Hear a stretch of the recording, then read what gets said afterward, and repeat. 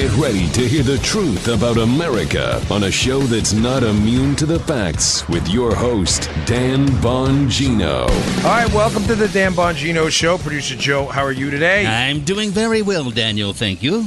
Yeah, busy day, a lot of news. Yes. Of course, the anniversary of September 11th, which is always tough for everybody, especially when you start seeing the television coverage of everything going on. But I've got a lot of news for you today. Don't go anywhere. We got some breaking news on what happened last night on the Hannity Show with some revelations by Sarah Carter and John Solomon. We've also got some news about immigration stay, a little bit of a Twitter fight I got into today. Unnecessarily so. It wasn't even my article, but about immigration and some of the allegations about criminality and rates of criminality amongst illegal immigrations versus a native-born population. So, debunking is my thing, so we'll see where that goes. All right, today's show brought to you, should be fun, by our buddies at My Patriot Supply. Hey, we got a hurricane coming in right now, of course, to North Carolina. This is a serious, very serious situation. We are in the hurricane zone in Florida, so I am intimately familiar with how hurricane planning goes down here. When an emergency strikes, what's your first impulse? It's probably to go to the grocery store, but when you do that down here in Florida, and some of you are probably finding out in North Carolina now as well, what you get is you wind up getting bare grocery store shelves sometimes. So you have to be prepared. Insure everything in your life that matters. You insure your health, you insure your teeth, you insure your car, your house. How do you not insure your food supply? I have a way to help you out. Go to My Patriot Supply for your food storage, your emergency food storage, and your food insurance. It's a small price to pay for the peace of mind. Get a 2-week emergency food supply from My Patriot Supply. They're only $75. These food kits, they come in this slimline tote delivered right to your house. I have about 10 of them, maybe 12 of them now. I just ordered another one from My Patriot Supply. These kits, again, are only $75. The food lasts 25 years. It contains 92 servings of breakfast, lunches, and dinners. It lasts for 25 years. Take action now. Call 888-411-8926 or go to preparewithdan.com. That's 888-411-8926 or go to preparewithdan.com. Rest tonight easy knowing you're prepared. 888-411-8926 or preparewithdan.com. This is the perfect time to do it. Okay, just a note, obviously it is September 11th, and I just, for a lot of I forget sometimes, Joe, and you do as well, that It was so long ago, you feel like when you lived through it that everybody around you lived through it as well. And obviously knowing the date being 2001, sometimes I forget, my kids, and if you're under 17 years old, most of you have never, don't know, personally what it was like to be there. And I just remember being there that day, and it was one of those days that changes your life forever, and you remember every intimate detail of it. And just as a reminder, of what happened, it was one of the few times, I think, Joe, and correct me if I'm wrong, and for those of you who experienced this, you'd probably agree with me, that you really felt like things had spiraled out of control. I mean, even in the worst case scenarios, I've been through, and I'm only 43. I mean, I missed some of the chaos of the 60s. I obviously was not there for Pearl Harbor. I mean, it's just a matter of simple chronology. But through my experience, it was one of the few times in my life where I remember, like, gosh, what's going to happen next?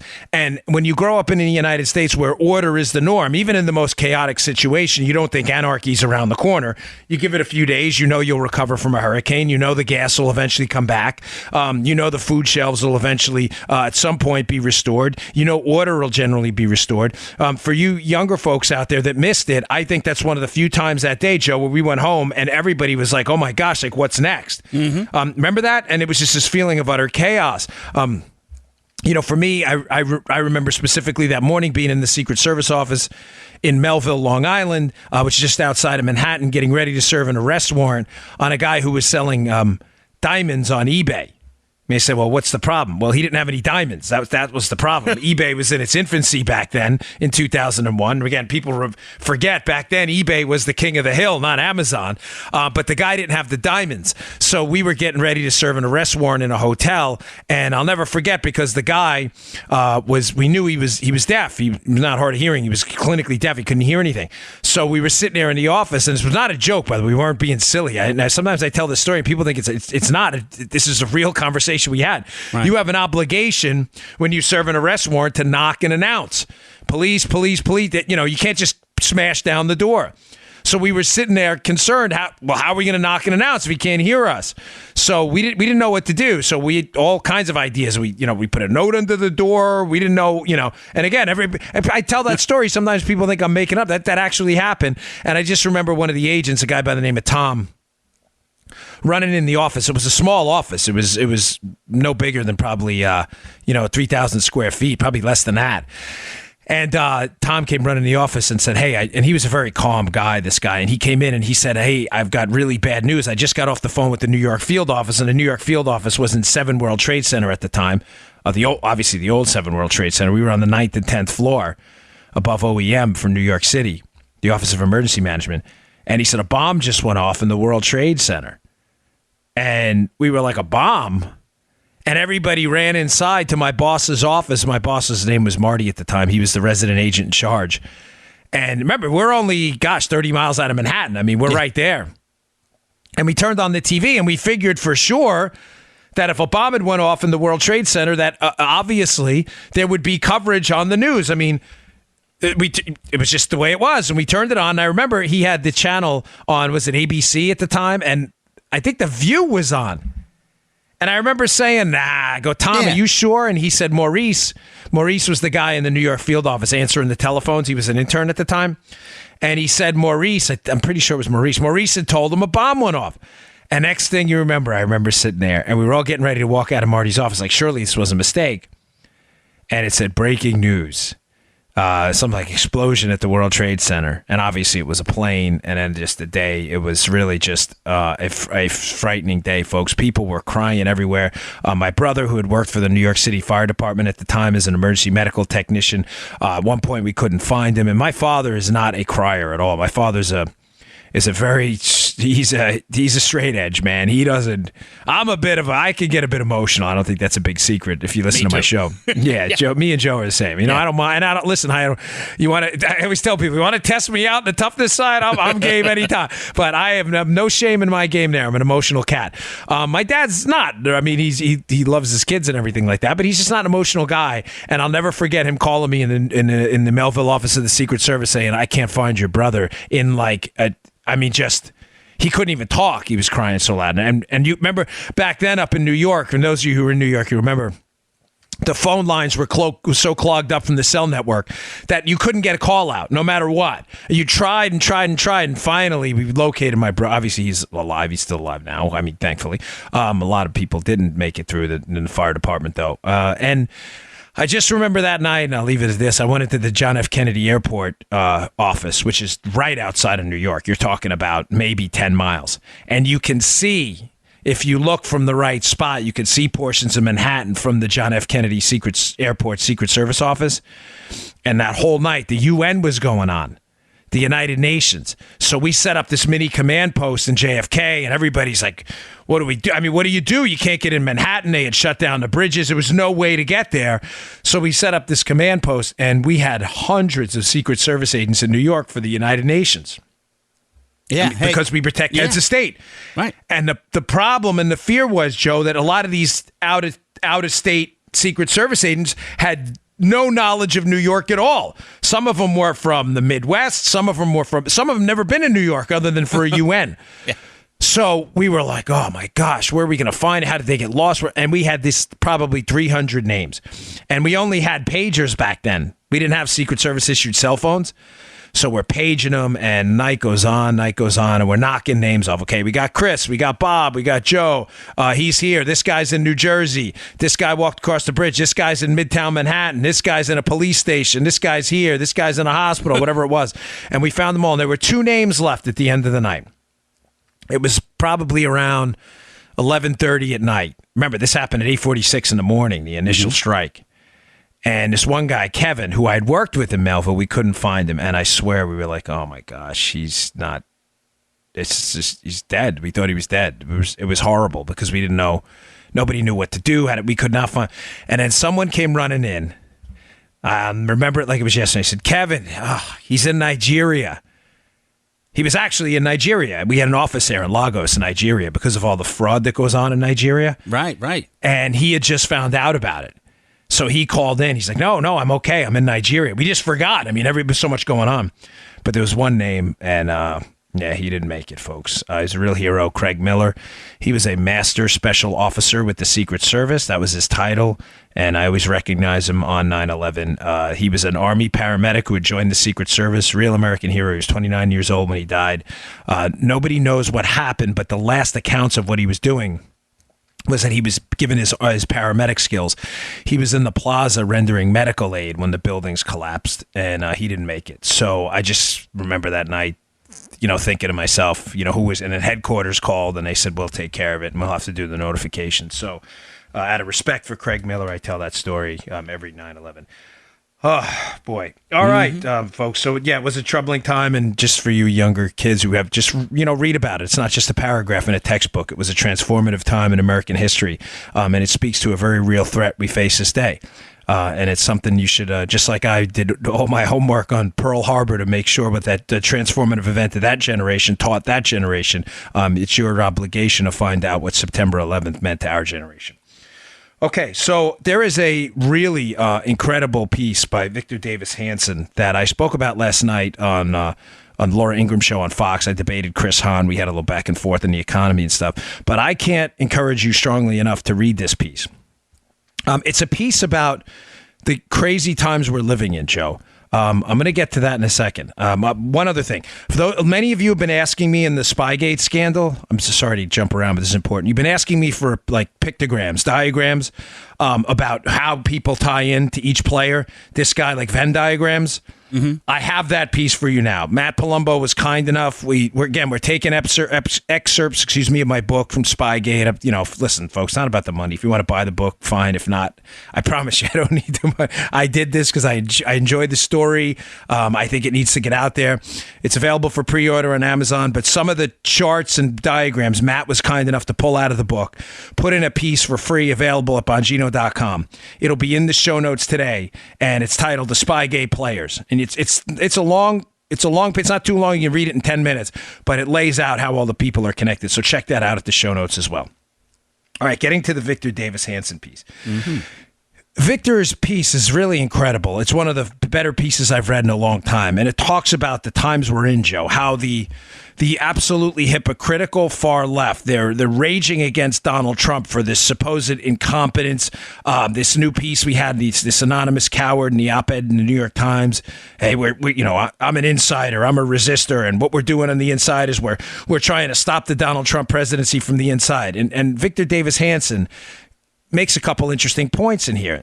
Like, who's really the crazy one right now? So the assertion by the left is that Donald Trump is so out of his mind and so not fit to be president that it requires insiders resisting the administration from within side. Pretty simple assertion, right? Yeah. But Victor goes down some points saying, Joe, are we really the crazy ones, the Trump supporters and the conservatives out there, or are they? So I want to go through some of these because, folks, I had a debate with Geraldo yesterday on Hannity's show. And Geraldo's a nice guy. I'm be clear. It's not personal to me. But Geraldo was making the point that Trump needs to basically calm down and let other people do the fighting. I totally, completely disagree, and I think he's reading this all wrong. When I go through this list of Victor Davis Hanson's far left psychopathic episodes that they've been engaged in contrast to what they allege is Trump's problems, stability problems, it's clear as day that the real problem with the loss of rationality and reason is on the left, not on the right. Therefore, the new rules are in effect. I can't say this enough, ladies and gentlemen. The new rules are this. We don't care about Donald Trump's past personal indiscretions. Legal ones are a different story, but personal indiscretions, we don't care. I don't care. You don't care. And we don't care because the left, Joe, has made this a Manichaean fight. Everything for them is a fight to not to win, but to squash their opponents. Mm-hmm. The left did this, whether it's on the social issues. Folks, it wasn't good enough for them to win the gay marriage fight. They have to make sure they imprison and bankrupt their opponents.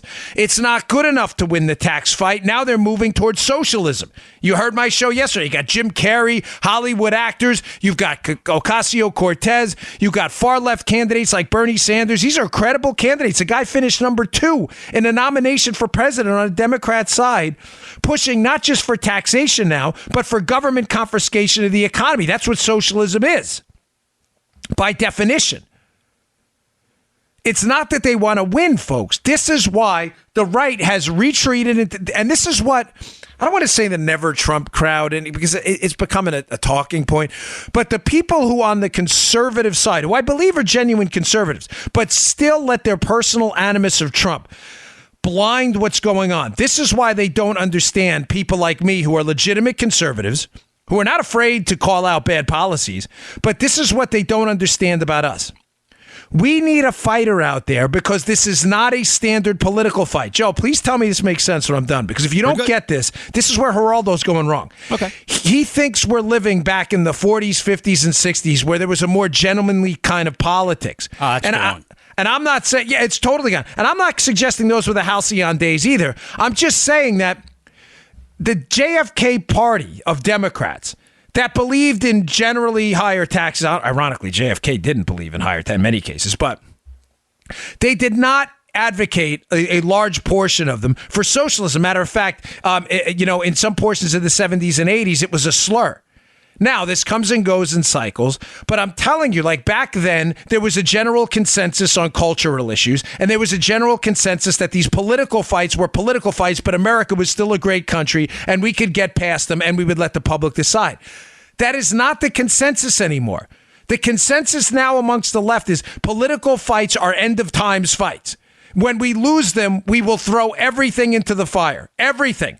We will destroy the presidency. We will destroy the legislative branch. We will destroy the courts. We will disobey laws. We will resist everything that happens. There is no longer a common consensus, Joe, that there will be a peaceful transfer of power. And if we disagree with the direction of the country, we'll vote a different direction in the next election. The left has given that up.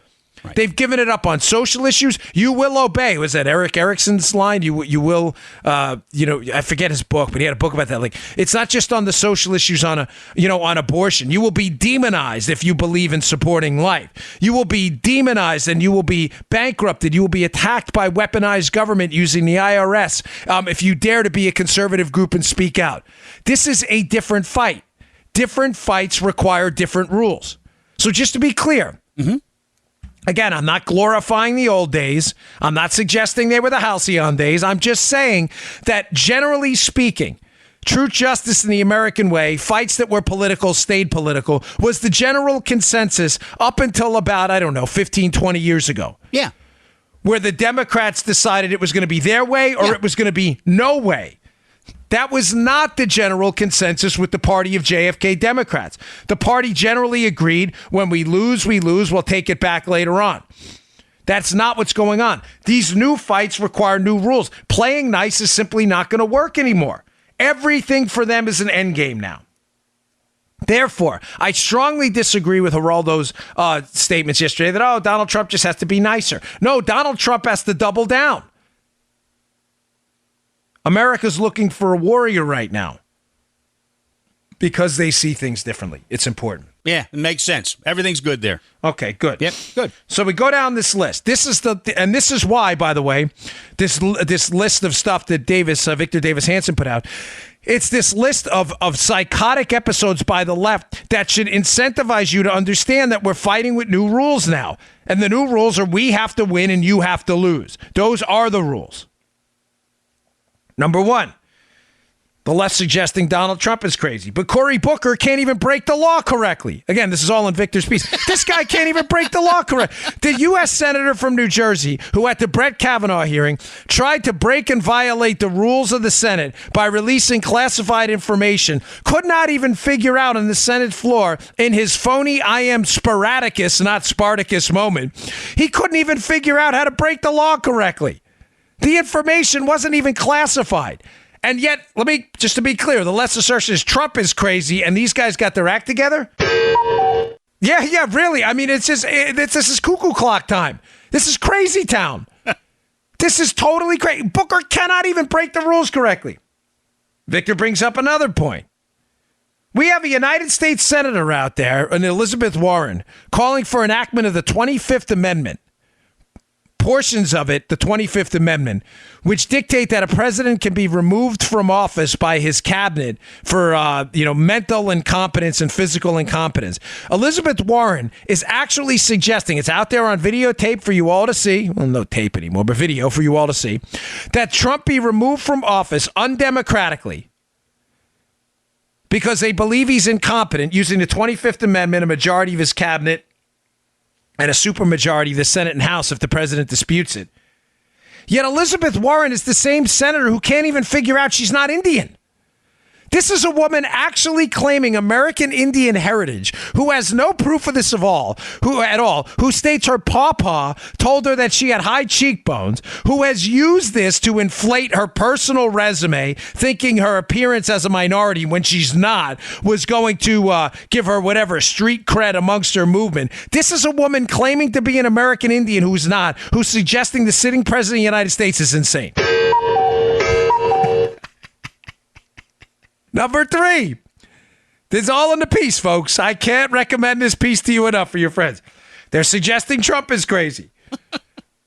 But Obama is the one on the Russia thing. Obama is suggesting that in his speech the other day, Trump is soft on Putin. Now, regardless of your approach to foreign policy, that statement is utterly absurd. He has increased sanctions via Magnitsky. He has increased sanctions, Trump, on personal friends to Putin. He has ordered attacks on those Russian mercenaries. Ladies and gentlemen, it's nonsense. You don't have to agree with this stuff, by the way. I'm just suggesting to you, I'm not getting into a foreign policy debate. I'm getting into a debate about Obama's utter stupidity on this. Trump's been soft on Putin. This is coming from the guy. Tell me how crazy this is. That was caught on tape shaking the hand of Dmitry Medvedev, saying, hey, I'll be a little more flexible after the election. And Medvedev actually says, I'll transmit this to Vladimir. This is on tape. It is his administration that sent Hillary Clinton over to deal with Sergei Lavrov from Russia to hit a reset button that didn't even say reset. And yes, you're supposed to believe that we're the crazy ones and the Democrats have their act together. Even better. Oh, no. Even better. Obama gives a speech again the other day, astonishingly taking credit for an economy, knowing the data can't possibly assert what he's saying is fact, right?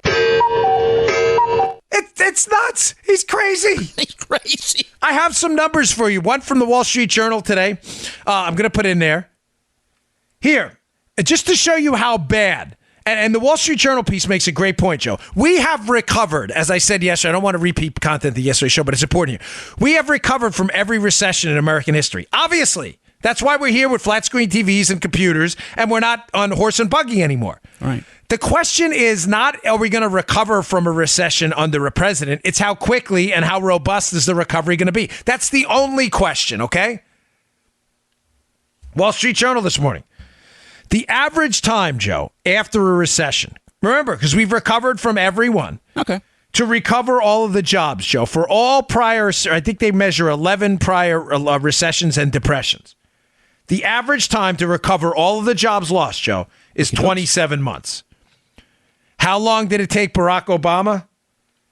76 months, folks. 76 months. Again, we're not arguing that we recovered from a recession under Obama. We're arguing about, did Obama's policies hinder the recovery? The answer is clearly yes, if you believe in facts and data. If you don't and you believe in talking points, this show's not for you. Now, quoting from the Journal piece today. Before Mr. Obama, in the 11 previous post-Depression recessions, the economy recovered the GDP, the gross domestic product loss during the recession, within an average of 4.6 quarters or a little over a year. Understand what they're saying here, okay? Okay. Mm-hmm. GDP is lost in a recession. That's how we measure recessions. Growth turns negative. In other words, it's not growth. It's anti-growth. Mm-hmm. The recovery of that lost GDP has taken an average in these 11 prior recessions of 4.6 quarters, or a little over a year. It took Mr. Obama's recovery 14 quarters, or 3.5 years, to reach that point. The Reagan recovery took half that time. Folks, again, are we interested in facts and data at all? Or is this just, are we just gathering our emotions together and speaking out of our cabooses here? So again, back to Davis Hanson's point, Victor Davis Hanson. Is Trump the crazy one? Or is Obama's people the crazy one for continuing to argue what is entirely illogical based on a fact and data set that says the exact opposite? Better just take it easy. I have no pride. I just want to be clear on this. I got a nice email from a guy who said his daughter was really moving down the liberal path and is kind of course corrected a bit. Listen to some of my show. I'm honored. I'm not here to shill for any party. I'm not. I'm a Republican. I'm a conservative. But when things go wrong, we call them out. It's a responsible thing to do. Right. Joe, have we ever defended the historic levels of debt George W. Bush lobbed up before Obama came along? Never. No, you've been with me now for 3 years. We have done shows that bad stuff happens under Republicans all the time, too. Yeah. Some good things happened under Democrat administrations.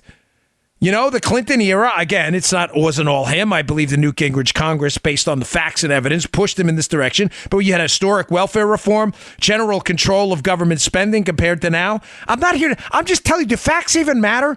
Arguing at this point that the Obama economy, the recovery was some marker for success is in defiance literally of nearly every single data point and fact out there if you do even a modicum of research outside of partisan hackery. Oh, man. So he goes on, VDH, and he says, so let me get this straight. We've been told for months that we're all conspiracy theorists and Donald Trump is nuts and that this collusion thing is real and we're all crazy. Yet we find out last week that Bruce Orr just trashes the entire FBI narrative in one day. Bruce Orr basically goes up to the Hill and acknowledges that this number 4 official in the DOJ was shuttling fake information in the dossier into the FBI that's used to spy on Trump. And yet the left, Obama, everyone else will still not acknowledge to this day that Spygate actually happened, despite overwhelming evidence from the actual players in the scandal on the record and under oath that it happened like we said it happened. Again, we're all crazy. Another point he makes. He says, Joe, you know, how often have we been called conspiracy theorists because of the deep state? The deep state. There's no deep state. You guys are all conspiracy theory. You guys are all nuts. So deep state. That some knucklehead comes out and writes an op-ed anonymously in the New York Times acknowledging everything we said is true. Oh, he goes, it's not the deep state, it's the steady state. I don't care what you call it. Call it the Joey Bag of Donuts state. Call it the popcorn state. Call it the cable box state. I don't care what you call it.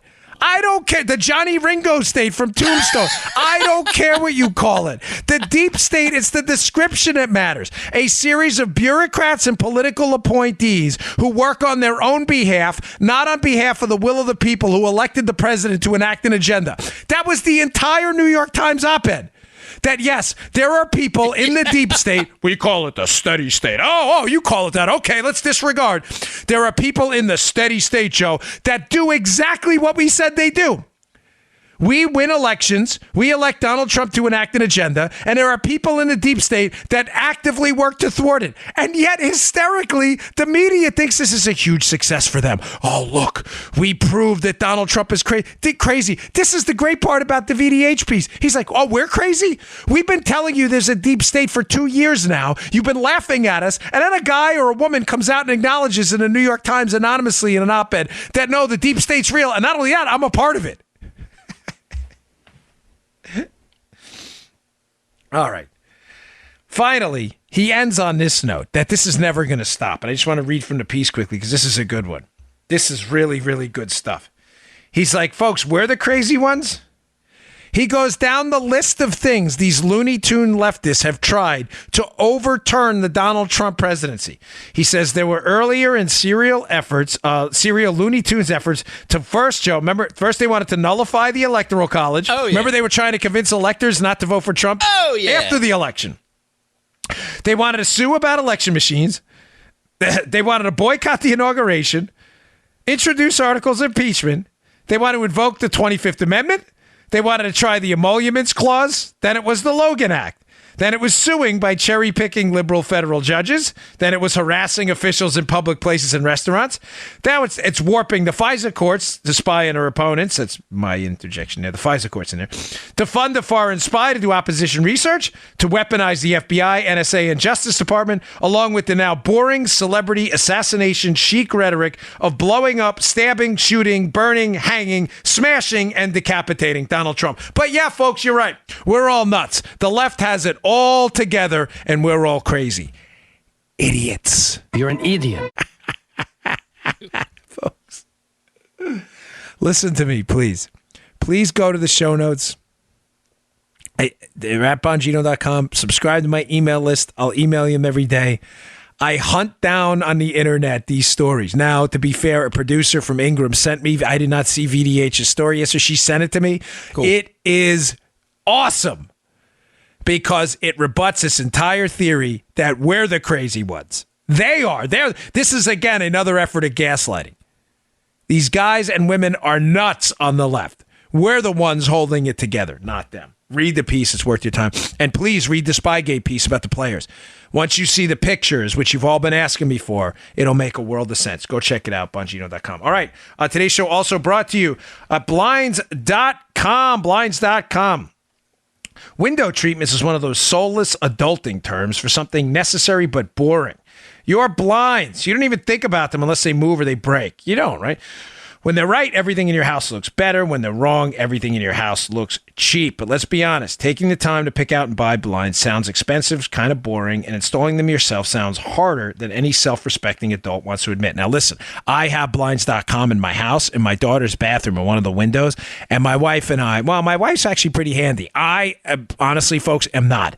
We put these things in no problem, and it looks terrific. Blinds.com. Don't get this wrong. This is a great company. Wow. But Blinds.com makes it really, and Joe, you know how not handy I am, that right? was the wow, yeah. Yeah, Joe's worked with me on stuff. Joe knows I am about the most unhandy guy on planet Earth. I had to get Joe to drill a screw into a table one time. But Blinds.com makes it easy for you. Not sure what you want? With Blinds.com, you get a free online design consultation. Just send them pictures of your house. They'll send you back custom recommendations from a professional. Tell you what works with your color scheme, furniture, and your rooms. They'll even send you free samples to make sure everything looks as good in person as it does online, and every order gets free shipping. And folks, this is the best part. You screw up, you mismeasure, you pick the wrong color, Blinds.com will remake your blinds for free. Free. Gratis. They've really made it easy for you. No excuse to leave those mango blinds from the 1940s up in your house. Get them down. Get them down. Get to Blinds.com. For a limited time, you'll get up to 20% off everything at Blinds.com when you use the promo code Dan. That's 20, not 2. 20% off. That's Blinds.com, promo code Dan, for up to 20% off everything. Faux wood blinds, cellular shades, roller shades, and more. Blinds.com, promo code Dan. Rules and restrictions apply. We love that stuff. Blinds.com. I put them in. Joe, how incompetent am I with a drill? Well, I'd keep him away from you. Yeah. Unless it's like an Eli Roth horror film. Yes, you don't want me. No, in that case, you definitely don't want me near you. With that movie was the worst. That movie Hostel. But yeah, you don't want me near you with a drill anywhere. So, but we even put them up. That's how. So that speaks to how Blinds.com is. Okay, just another stunning report. I know what's going on now with this whole scandal. I know it. I have really strong feelings that both Sarah Carter and John Solomon, based on information, again, we do a lot of homework because I'm already preparing like Spygate 2 after this, because that they know the whole story. I've said this to you before. I'm sure of it that John Solomon has the story and is putting it out in drabs because it's a lot of information to digest at once. One of the drips and drabs that came out last night at SarahCarter.com and John Solomon's piece at The Hill, which I have them both up there, is the fact that Peter Strzok and Lisa Page, read that. This is, folks, this is unbelievable. This new text we got our mitts on, right? Peter Strzok's the lead investigator in the Donald Trump crossfire hurricane case. He's a senior manager at the FBI. Of course, he's having this affair with Lisa Page, an FBI lawyer, and they're texting back and forth. Mm-hmm. So we get this text last night, and the date is significant, folks. Do not miss this. The date is April 10th, 2017. What happens? The next day, a major report comes out in the Washington Post about Carter Page and the FISA warrant. So the day before, this is the text, Strzok texts Lisa Page. He says, I had literally just gone to find this phone to tell you I want to talk to you about a media leak strategy with the DOJ before you go. Wait, folks, think about what I'm telling you right now. The lead investigator for the FBI in this case, a senior manager in headquarters, who is making contact daily with not only the director, the deputy director, but a cadre of upper-level officials, senior management of the FBI, who is investigating Donald Trump, is texting his love interest, who's an FBI lawyer, about a coordinated DOJ media leak strategy? Now, to give you both sides of this, if you saw Sean Hannity last night, Andy McCarthy, who's a former Southern District in New York Assistant United States Attorney, who I have a lot of respect for, he urged caution a bit and said, just to be clear on this, he said, we don't have all the facts yet, and I don't want to get, you know me, I don't like to get out ahead of stuff, because if you're proven wrong, it obviously hurts your credibility, and I refuse to do that. It's a simple calculation on my part about getting you the facts and not putting you in a bad spot either. So I do want to give you both sides, and I'll tell you how I feel. That's a bad text, Joe. If you're investigating me and you're texting your girlfriend at the time about a coordinated strategy to release information about a FISA warrant, about Carter Page, ladies and gentlemen, you know how sensitive that information is? We could be talking about potential criminality here. Serious criminality among Strzok and Page, depending on what exactly they leaked. This could be very, very serious, this revelation. It also brings the Justice Department into the fold, and the argument that this was just a few rogue FBI agents here now goes out the way. You could throw that argument out the window. It's silly, but the left always has an excuse, right? Right. But McCarthy did say this, and he is right. There is a strategy in law enforcement in general, and he brought it up. He's right. Even the terminology he uses right. They call it tickling the wire, where sometimes information will be leaked out to the media in an effort to maybe tease out who the bad guy is. You get what I'm saying? I'm trying to think. I'll give you an example from the protection end. When I was a Secret Service agent, I was doing a motorcade, and I'm not going to say what country, but we had gotten information that these media people had gotten an advance hold of our motorcade route, which is obviously a bad thing because if a terrorist is, it was not a particularly dangerous country, but it was a country I was concerned about because of some past hostilities there, that the media had gotten a hold of our motorcade route. So I worked with some people, let's just say, to leak information to the media through channels that was actually inaccurate. It was the wrong way. And sure enough, they printed the wrong motorcade route, which was great. Everybody was like, hey, look at a motorcade route. It was the wrong one. Now, that was done intentionally to throw any potential attacker who would think about setting up an advance on our motorcade route off the scent. So tickling the wire there is, he's right, it's not common, I wouldn't say, but it does happen. So McCarthy says, listen, everybody take a breath for a second and let's find out if that's in fact what they were doing. Now, again, much respect to Andy. I love him. I disagree with him. I don't actually, he's not even saying, I think he's skeptical too. He's just saying take a breath. So I agree with him on that. We should always take a breath. I'm just saying based on the available evidence, I think it's pretty clear what happened here. Why, Joe? Because as I told you when I opened up the story, remember the date. April 10th, because the next day, this major story about Carter Page and the FISA comes out in the Washington Post. So I think it's pretty clear at this point, based on the circumstantial evidence, that the leak was probably information about the FISA from Carter Page in an effort to damage Trump. Combine that, Joe, with the fact that we already know Strzok and Page hated Donald Trump. This is not a mystery. No. This is not a mystery. We already know that. We have their text. I can smell the Trump supporters. This guy's the worst. We got to do something. We need an insurance policy, et cetera, et cetera. You've all heard the text. It's pretty clear at this point that they don't like Trump. I base that on the fact that the leak happened the next day, that it's pretty clear, I think, this was a media strategy to hurt Donald Trump. Now, folks, that's a serious problem, again, because we're talking about not leaking minor details here.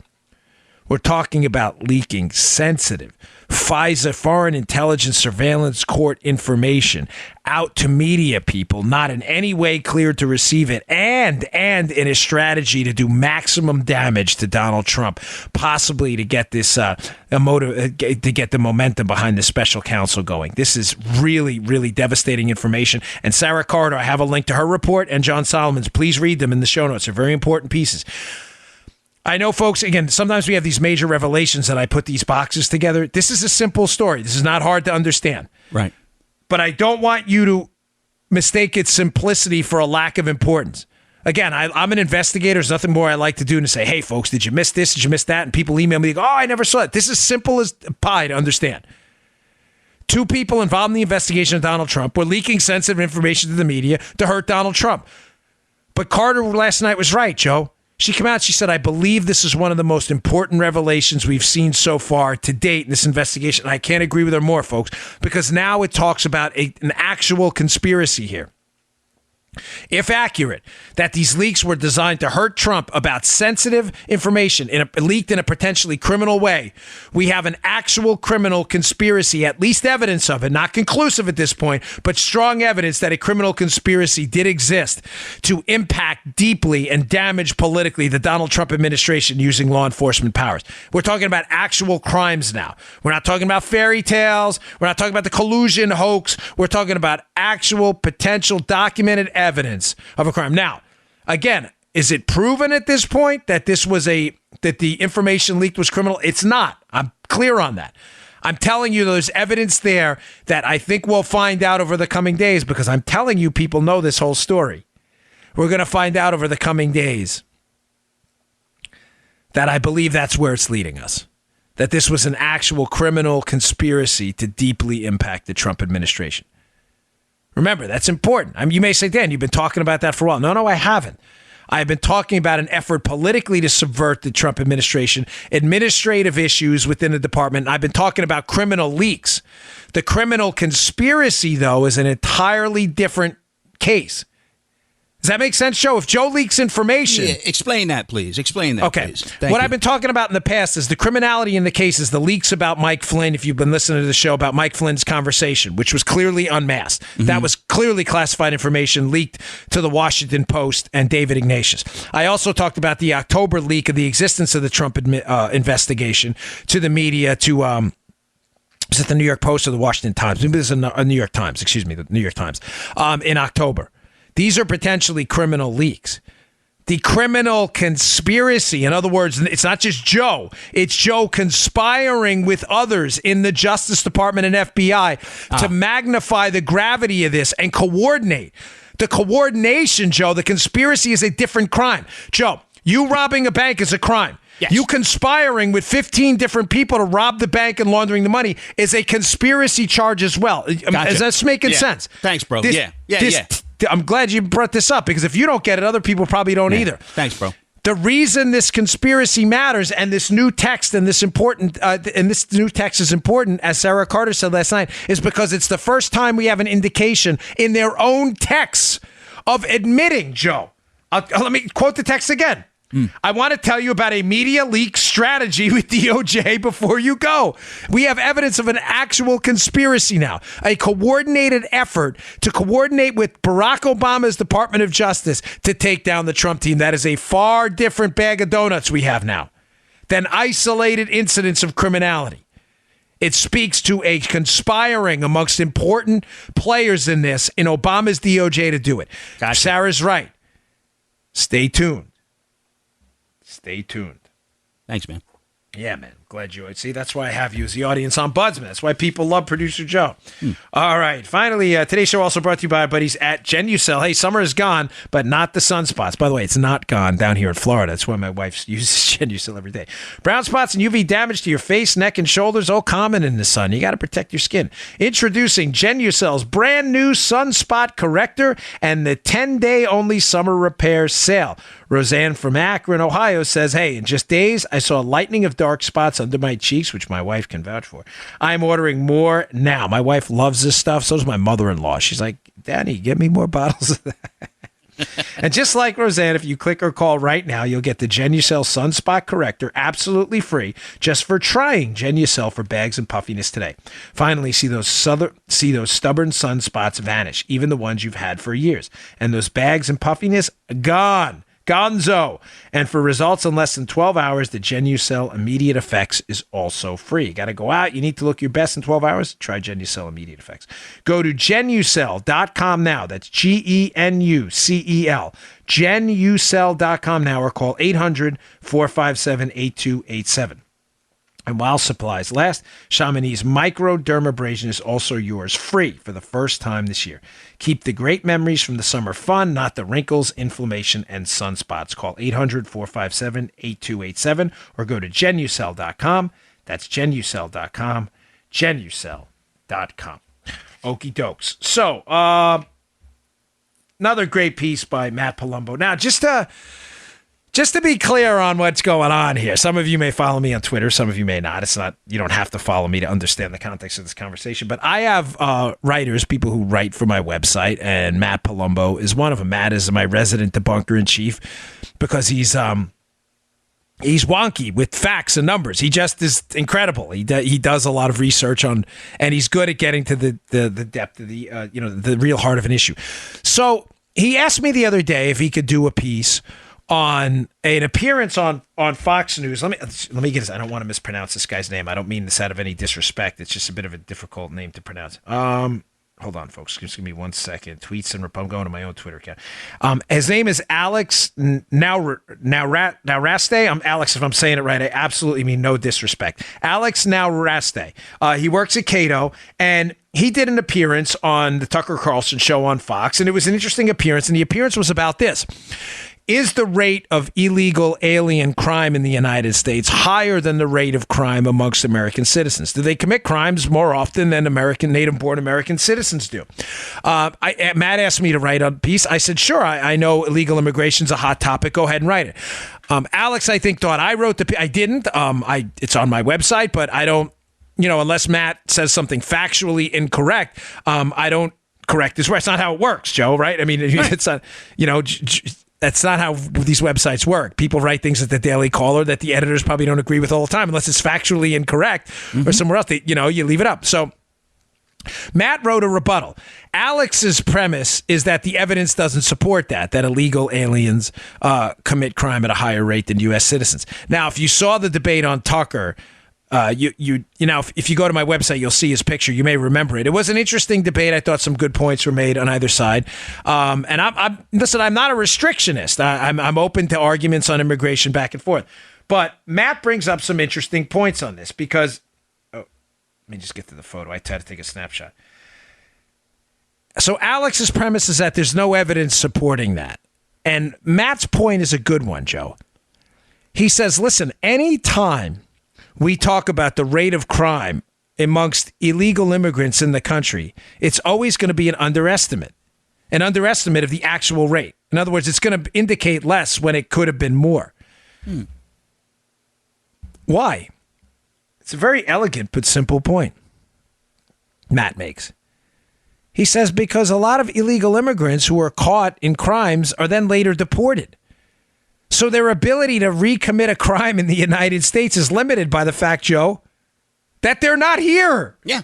In other words, Native Americans native-born Americans, not Native Americans, native-born Americans, excuse me. Native-born Americans are, I'm just taking a note on something.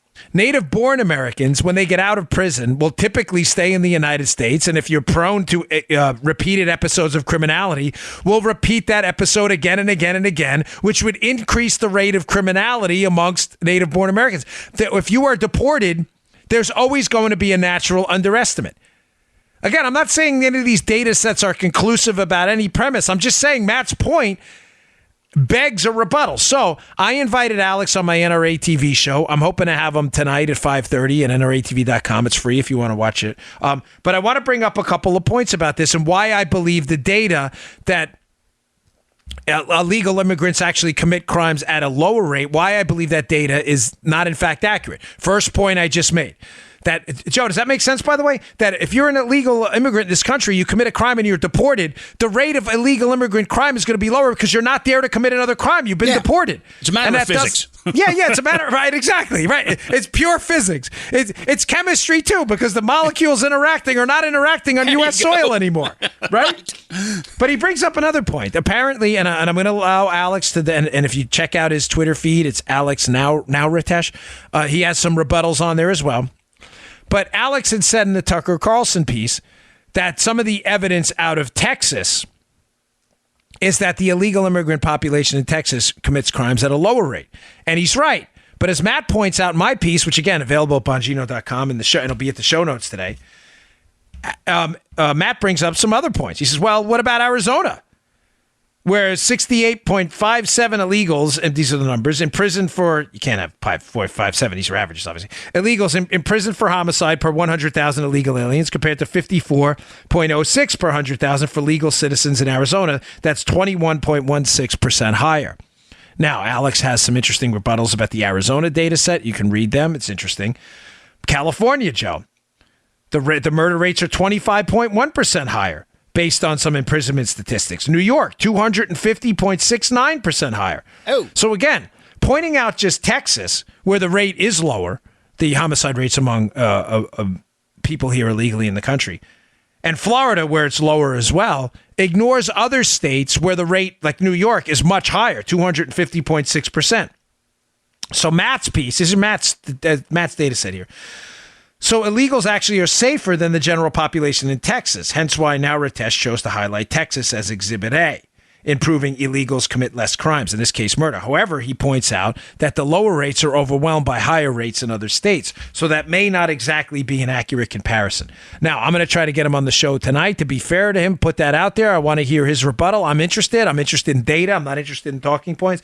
But the 2 points to take away on this is, of course, any measure of crime amongst illegal aliens is going to be an underestimate because you have to factor in deportation rates. 1.5 million illegal immigrants have been deported between 2005 and 2015. Some of them have re-entered, some haven't. Obviously, the crime rate's going to be an underestimate because they've been deported. You can't run a control experiment, Joe, where you let them out and say, will you commit more crimes here or in the country you came from? That's not experiment's not going to happen. So it's always going to be an underestimate. Okay. Final story of the day, but an important one. Big news coming out of D.C., and I really hope the Republicans in the Senate, and if you are listening, this is one of those activist moments where I need you to get involved, and I need you to email or call your United States Senator's office, because it's important. There is some talk about the release. Paul Ryan released it yesterday, the Blueprint for Tax Cuts 2.0. Ladies and gentlemen, this is a golden opportunity to point out the rank, stinking hypocrisy of the Democrat Party. I am tired of them getting away in the media of lies. Folks, this is what they do. Democrats, unfortunately, they cannot stick to a standard. They will lick their finger where the wind blows and change their principles in a heartbeat. You name me a topic, I'll tell you where they lie about it. The tax cuts. These tax cuts are crumbs. Crumbs? Wait, let me get this straight. I thought your whole argument about tax cuts, liberals, were that higher taxes work. Now you're arguing that we lowered taxes, but we didn't lower them enough? Sorry for the sound effects, but I could do this all day. You give me a point the Democrats make, and I'll show you how they've refuted their own point later. On immigration, when Arizona implemented a strict immigration law, this is a federal issue. When California put together a sanctuary state policy, it's a state issue. The liberals made the exact opposite argument. They do it everywhere, all the time. Medicare, we got to take care of Medicare, Medicaid. When Obama's IPAB actually instituted a policy for rationing by price through Medicare. We got to ration by price. This is not a death panel. I thought you needed more money for Medicare. What are you guys talking about? They will not stick. Conservatives don't have this problem. We believe in tax cuts for us and for you. School choice for us and for you. Patient-centered health care for us and for you. There's no problem there at all. We believe debts are bad when Bush did it. We believe debt's bad when Obama did it. We believe debt's bad now in the Trump presidency. There's no discrepancy there at all. This latest one, though, is a golden opportunity to nail them to the wall. Why? Because they are all on tape with the Donald Trump tax package saying what? And ladies and gentlemen, you doubt me, look it up. Maybe for tomorrow's show, Joe, I should have done this. Maybe I'll pull up a sound clip or I'll try to get something together tonight and for NRA TV, and maybe we'll use it again tomorrow. When we passed the Trump tax cut package, the Republicans, no Democrats voted for it. Right. And their talking point afterwards were, these Republicans, man, they screwed over you. They made the tax cuts for the corporations permanent, but they made the tax cuts for the individuals only temporary. No. That is not what happened. Listen to me. Well, regardless of your politics, that is in fact a lie. If you know anything about the mechanics of the Senate or the House and how it worked, the House and the Senate Republicans wanted to make the personal side, the income tax cuts, permanent. The corporate tax cuts were. The Democrats threatened to filibuster. The Republicans, to get around the filibuster, used a process called budget reconciliation, which works in a 10-year budget window. The only way to make the reconciliation work was to not make those tax cuts permanent, only make them fit in a 10-year window. Just know this. If the Democrats had not threatened to filibuster, there would have been no need to use that reconciliation process. The Democrats could have voted for these tax cuts and they would have been permanent. It was not the Republicans. That is factually incorrect. You believing it makes you easily manipulated, or I'm sorry, makes you just downright silly. You just don't know what you're talking about. The income tax side and the personal side, the Republican tax cuts, were not made permanent because Democrats got in the way. They threatened to filibuster, period. There is no other reason. Now, Paul Ryan announces yesterday tax cuts 2.0. There are some pension provisions in there, some 401k provisions, some pass-through provisions, but the big dipsy-do flipperoo on the Democrats show, it's going to put them all in a hole. Because remember, they're all on tape saying this, Joe. Right. They're all on tape saying what? The Republicans didn't make them permanent for the personal income side. They screwed you over for big business. No, that's not what happened.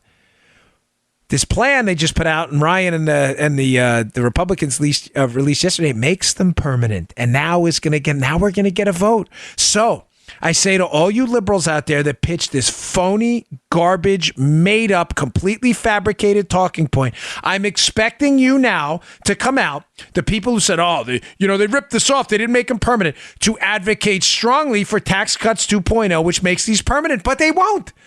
Because liberals are frauds. They're fakes. They don't stand for anything. They make stuff up all the time. This is a genius plan, but here's the problem. This is why I asked you specifically to call your U.S. senators.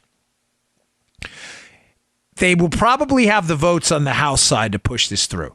The Senate has already put the kibosh on this thing and basically filtered out in trial balloons that it's not going to pass through the Senate because some Republicans, I don't know what it is, who knows, they're all such cowards at this point. It's so pathetic even listening to it. Not all of them, but a good swath of them. I shouldn't say all. I just end up doing what liberals are doing. But a large swath of the Republican Senate is so full of chumps. They have no backbone at all.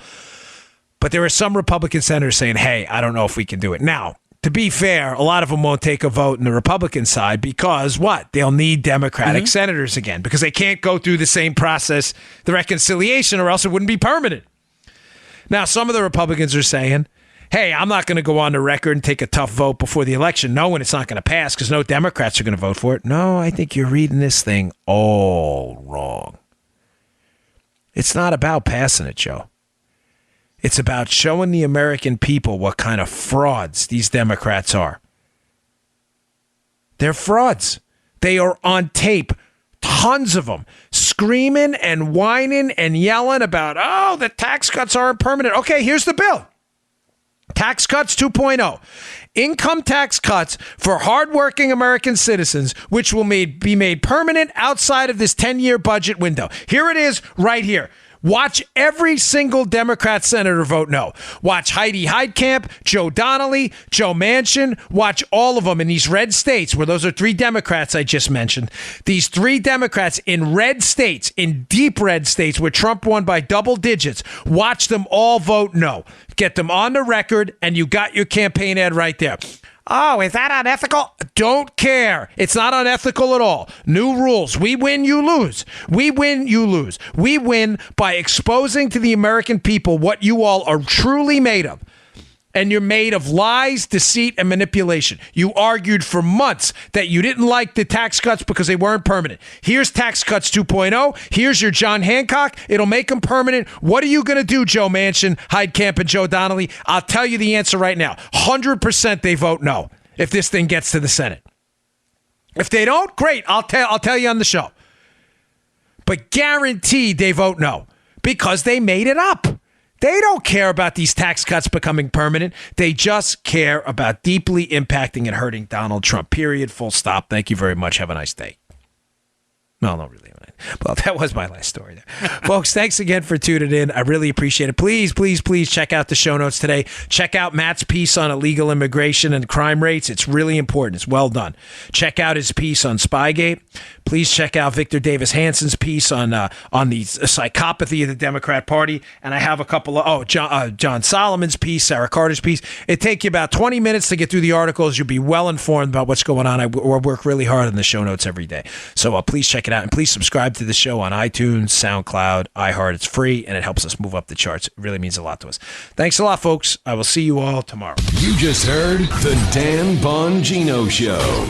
Get more of Dan online anytime at conservativereview.com. You can also get Dan's podcasts on iTunes or SoundCloud. And follow Dan on Twitter 24/7 at DBongino.